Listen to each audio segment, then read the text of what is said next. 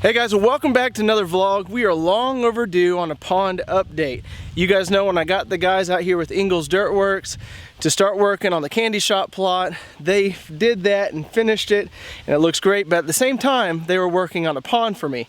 I kind of been holding off on updating you guys on the whole pond building process because I was hoping we'd have a lot more rain now and the pond would be a lot fuller than it is. But take a look, it's finished.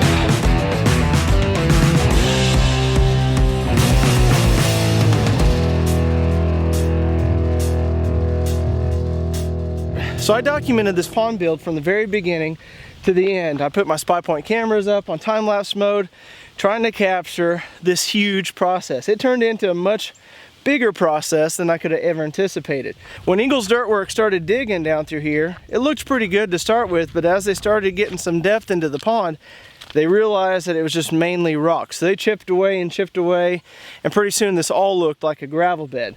So we got some red dirt clay at a really great deal. Pretty much the only thing that we were out on cost was hauling it from there to here. So we ended up bringing in about 30 dump truck loads of that red clay. And you can still see there's a pile up here that we have just to kind of hit some holes if we missed any spots. But we haven't had hardly any rain since we got this whole pond finished. You can see here, just take a look. The deer are absolutely tearing it up. Hundreds and hundreds of deer tracks, and you can see there's my house. This was a big pond that I primarily built for my dad. I wanted a pond that we could stock and he could come out and fish because he absolutely loves fishing, but at the same time, this is a pond that's going to benefit the wildlife on my property. We've had turkey tracks in here, we've had deer tracks, and you can see it's a pretty big pond. It's going to be close between half an acre to an acre pond. And at the deepest points, it's almost going to be about 12 foot deep. Right now, with the little bit of rain that we've had, we've almost had zero runoff. It's primarily been just whatever's falling straight down from the sky. We've got about 1.5 feet deep on each side, which I'm really excited about because we did get one rain and it rained just a little bit, but we had about a couple inches on each deep end. You can see on each end of the pond is the deepest spot. In the middle here, it gets a little more shallow. But the water only stayed in the pond for a couple of days. And I figured that absorbed into the clay and everything else. Well, after the clay wasn't too sticky, I actually got my truck in here and I drove my truck up and down everywhere, packing this red clay in. And I've done that twice now. And you can see it seems to be working. The water actually did go down. It's gone down probably in depth about 1/2 foot, but we haven't had rain back on this pond in probably at least somewhere around 2 weeks. So I'm sure some of it's evaporating. It's been hot. It's 82 or 81 degrees today, and it's been just really dry, and I'm sure some of it's absorbing into the soil itself. So I'm extremely happy with this. This spring we do have the plans to come in and build a couple of really small ponds on the property to just primarily have those for deer. But this one is going to be, of course, for deer and turkey both. But the main objective for this pond is for us to stock it and Dad just to have a fun time fishing it whenever he comes out. Now take a look at this dam. This dam is absolutely huge. This used to be just a bunch of brush down in here. We've cleaned it up.